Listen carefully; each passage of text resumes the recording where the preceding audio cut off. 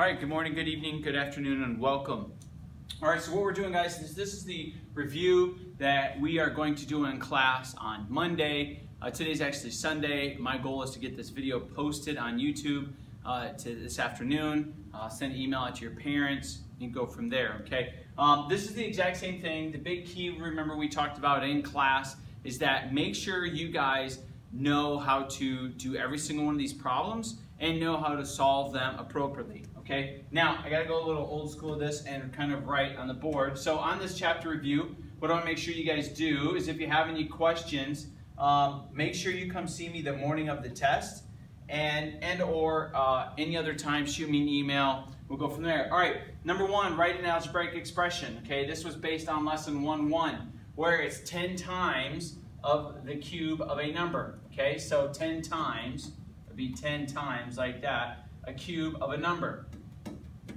Simple, just like that, okay? Now, what I did on this review, as I mentioned in class, is I took all of the actual physical tests you're gonna take. There's an A and a B option. I'll give you guys a heads up on that. And then what I did is I actually changed just some of the words and letters in there, and then I'll throw some hints along the way. Write a verbal expression for 6 times n plus 3. Well, it's basically what I just said. Remember, these are going to be multiple choice too. 6 times n plus, well, it wouldn't be that plus 3, okay? Evaluate this function. Remember, PEMDAS. You go parentheses, exponents, multiplication, division, adding, subtracting. So first off, you got to multiply these. 4 times 5 is 20. So it'll be 8 plus 20 minus 1. And then 28 minus 1 is 27. Okay? Evaluate this function. So remember, PEMDAS is parentheses first, which means can you solve anything within these parentheses? And you can. Okay? So it'd be 10 minus 4, which is 6. So it'll be 3 times 6 plus 8 divided by 2. Now, you have both multiplication and division on the outside here. So you can solve both of these right now, and then you add them together, okay? So this is going to equal 18 plus 8 divided by 2 is 4. So your answer here is going to be 22. Remember, the test is all multiple choice. Stop, don't watch this video, try to do this review on your own again if you want to. I'm not sure how I'm going to do it in class yet, if I'm going to have you guys write out a separate piece of paper so that way you can do this review again at home by yourself. But watch the video again if you need to and figure out what best way for you guys to remember this situation. All right, remember, evaluate this function, and these are the coordinates, x, y, and z, okay? So you just plug them in, right? So you would get 4 squared plus x, so it would be 4 times 5 times 6. All right, equal it out. 4 squared is 16 plus, now you multiply this out. 4 times 5 is 20 plus 6 is 100, or not plus 6, sorry, and it's not 126. So 4 times 5 is 20. 20 times 6 is 120. So your final would be 136. All right. Which equation illustrates the multiplicative inverse property? Remember this property, ladies and gentlemen. Remember what inverse means, okay? This is not this. This is the multiplication property 0, okay? It's not multiplying by 1. The inverse should give you guys, remember what I talked about. Inverse of the function actually means reciprocal. All right? It is A. Inverse means reciprocal. Make sure you guys understand that concept, okay? Inverse means reciprocal. All right, let me move the page up. So question 7. All right, on question 7, ladies and gentlemen, order of operations again. First thing you do is work inside the parentheses. So moving left to right, division comes before subtraction. So 15 divided by 3 would be 5 minus 3. And then you still have your parentheses, okay?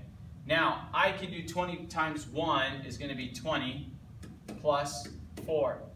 And then multiplied by this still, okay? Multiply this out, you get 20 equals, not 20 equals, sorry. 20 plus, and then 5 minus 3 is what? 2.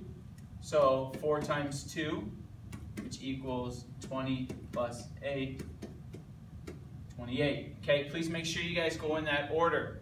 All right, simplify. This is basically just combining like terms. Okay, remember, you can't do anything crazy with this exponent. There's only 5. So what I mean by that is, remember, this is like saying if I took 2 and I took 2 to the 5th power, that would be different than if I took 2 to the 4th power. So you can't actually combine these together. So your equation would come out to be like this. Combine these together, it'd be plus 4x to the 4th. And that's it.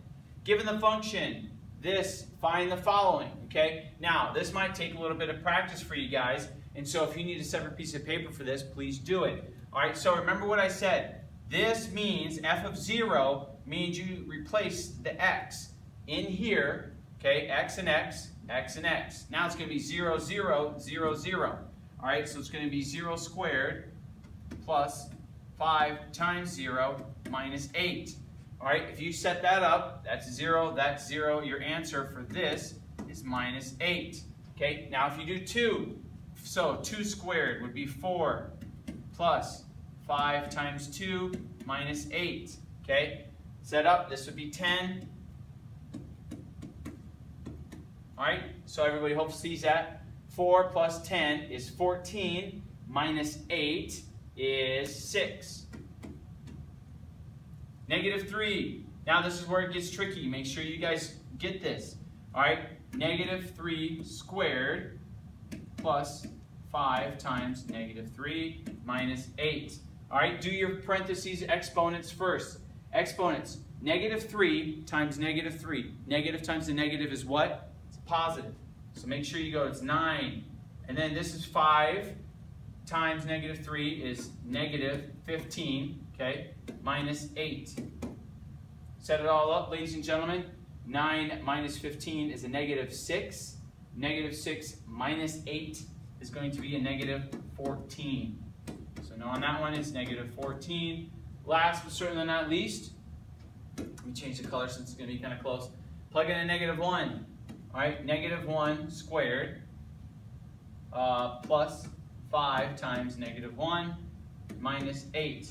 All right, negative times a negative is a positive. So it's going to be 1. 5 times negative 1 is going to be negative 5 minus 8. So 1 into here would be negative 4, negative 8. This is going to be negative 12. All right, hopefully you guys got that. That's going to be the hardest one probably to do in here. Distribution, distributive property. All right, 6 times 12. I don't have a calculator sitting here with me, so I got to do it old school. That's 2, 1. All right, 72. Distribute both. Plus 36. 6 times 6 is 36. And that equals, that's 8, 108. Okay, hopefully you guys see that. 2 plus 6 is 8, plus that is 10, 108. All right, now let's shoot on to 11. Let me move the page up. 11, 11, 11. All right, on number 11. Distribution, 3a, 4b. 3 to 3a to 4b to 4, and that as well. So 3 times a, 3a, plus 3 times 4 is 12, and then don't forget the b, plus 4 times 5 is 20, a, and then it's going to be plus 4b, okay? Now you just combine like terms. You can combine the a and the b, because remember, these are different exponents, so 23a plus 16b. And then, ladies and gentlemen, you leave it at that, okay? Evaluate this function. This looks hard, but ladies and gentlemen, it's actually not quite that hard, okay? What I want to make sure you guys understand is, if you look at these examples here, and what's ironic is I did not change these answers, so looks like when I give you guys the test, I'll make sure I correct that before I give it to you. Okay, is on this, so we're going to evaluate this function. All you're going to do is add everything together, okay? So 5 plus 6 is 11, all right?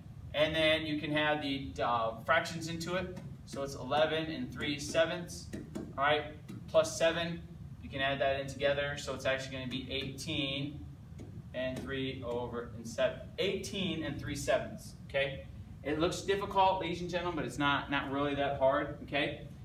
Find max debt to income ratio for his monthly expenses are, Uh-oh, I made an error on this one. So his monthly expenses are $2,760 and his monthly salary is $5,000. So what you want to do on a debt to income ratio, let me grab my calculator. All right, and debt to income ratio is basically just your debt divided by your income, okay? So if you change that, basically it's just going to be 2,760 divided by 5,000 equals your debt to income ratio is going to be, let me go to the graphing calculator, go to the calculator part, so 2,760 divided by 5,000, approximately 0.55. Okay. Now, if I ask for a percentage, okay, this would be 55%.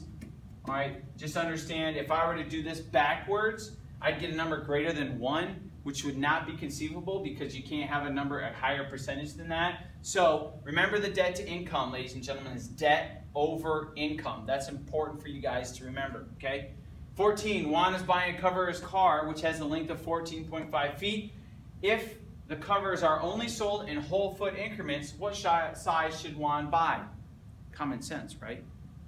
1 foot bigger, 15 feet. Okay? Hopefully you guys understand that concept. Right? If not, please let me know. That was kind of just like when we did the what makes sense and what doesn't. All right, describe what's happening on this chart. 2 things in relation to this, ladies and gentlemen. Which statement would best describe the population growth in this chart? Well, the population growth is what? It is increasing.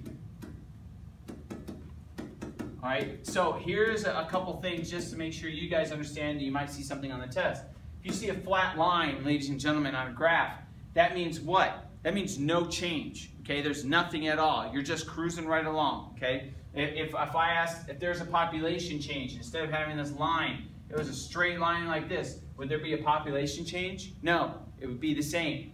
Okay, now what if I actually on this, which is actually occurring right now, what if I actually dropped it down like this and then went?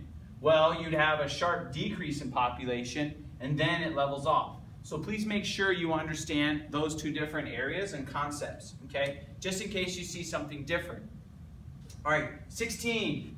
What is the domain of this relation on 16? Key thing I want to make sure you guys understand. Remember what we talked about. Domain equals what? dx. So domain is the x functions, okay? So what is the domain? And you only want to give me 1. So it'd be 2, 4, and 6 are the domain, okay? 2, 4, and 6. Make sure you guys understand it. 1, 2, 3, 4, 5, 6. Now the range is the vertical points. And the vertical points on this, 1, 2, 3, 4, 5, 6, 7. So the range is actually 3, 4, 5, 6, 7. All right, remember, because there's these points are on top of each other, I don't write out 2 and then 2 4s and 2 6s. I only do it 1 time. So please make sure you remember that on the test. All right, which of these statements is true about this function? Okay, pretty obvious, ladies and gentlemen, the relation is not a function. And the reason is the vertical line test. Okay, remember on the test, if you can draw a straight vertical line down and it passes through more than 1 point, in that case 2, it is not a function. All right. Now on these, determine if each of these functions down here is a function or not. So on number 18, sorry about these little numbers on here. I pulled this from your guys' book. So I just wanted to make sure you understood. If you don't know anything, graph it. Okay, kind of like we talked about before. If you're struggling with a concept, so this one here would be 4 over, all right, then 5 up. So if I go 4 over and 5 up, put a point there. All right, negative 6 over, 5 up. All right, then we have 3, 3, so 3 over, 3 up, right about there. And negative 2, 4. So ladies and gentlemen, the question is, negative 2, 4, it'd be like right there. Is this a function? Even though it's got doubles right here, is this a function? Yeah, because the points, you can draw a vertical line. So this first one is a yes, okay? The second one, this is where you can't do it, okay? If you were to draw points here, if I go 4 over, so if I go 1, 2, 3, 4 over, all right? And I go 1, 2, 3, 5 up, and then there's another point, 6 up. that is not a function. So this is no. All right, same with this one. Draw it out, figure it out. So here's my key. I'm looking at it again. I got a double negative 5s right here.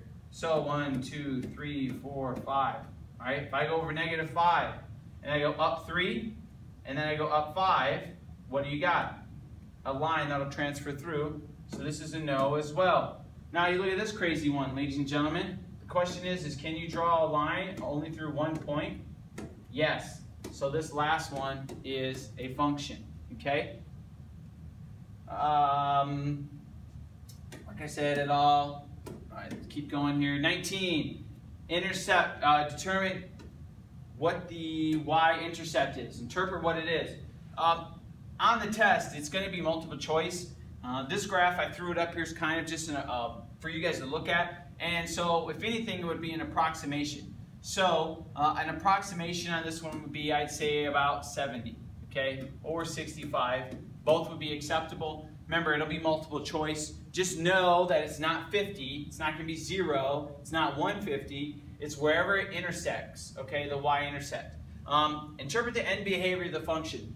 This will actually be changed, okay, on the test. But just in case it doesn't get changed in time for the test, you look at this and you ask me what would be the end behavior of the function. What does it look like it's continuing to do?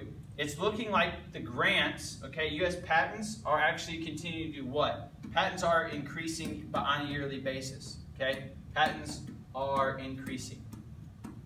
All right, so that's what you want to understand. So as you see the data points going along here, what does it do? It dipped here, but what does it look like it's still doing? Overall, it's still going up and increasing, okay? Last part of this real quick. Went too fast. 21 right here. Draw a graph of a relation that is nonlinear. All right, this is simple enough for you guys. There you go. That's a graph, nonlinear, but it's still a function. Create a table of a relation that is not a function. So all you have to do is remember, if a function would be, if I go over 2, and I said 2, 1, and 2, 2, so 2, 1, and 2, 2, is that a function? No, it is not. Matter of fact, I can keep going 2, 3, 2, 4, and basically what is that? It's actually a straight line going down, okay? That's a table relation that is not a function, okay? Simple. Just make sure you guys can do that and you know how to, hopefully that'll be a nice, easy credit for you. All right, 23. Andrew earns $10.50 an hour washing dishes. Write an expression to represent the total money he'll earn if he works 8 hours. So remember what I said, is as you walk along sometimes in a word problem, write it down. There you go, that's it. He makes $10.50 per hour. Multiply it together, that's going to be how much he earns. Find the value of the expression. This is a bonus question, okay? So 3/5, and then it'd be 400 minus 200 plus A, which is 76, okay? You'll see one similar to this on the test, all right? Parentheses first. This is 200, and then times 3/5 plus 76, right? So if you know this is 200 over 1, sorry it's getting kind of down here, cross multiply. Let me delete that real quick. Let me raise this up so that way I know you guys can see it. Otherwise, it's going to get crooked, it's not going to look good. All right, so 3/5, 400 minus 200 plus 76, okay? Now, your next step would be to solve what's inside the parentheses. All right, and then I'm going to put it over 1 right away, so I know what I'm doing here. You can cross multiply. Okay, if you cross multiply, 5 can go into 200 40 times. Okay, this becomes a 1. Multiply them together. That is 120 plus 76. Add them, 196. That would be extra credit, ladies and gentlemen. Now the question on the test is a little different, but make sure you guys get the gist. Hopefully in class you were able to participate in our small group and do, hopefully it helped you out with Miss Latham and myself. Hopefully you were able to come after school and take the practice exam with herself or me. Ladies and gentlemen, be prepared, okay? I want everybody to score high on this, and I have the utmost confidence that you will. And the next time I will see you in class, and have a great night or day. or whenever you're watching this.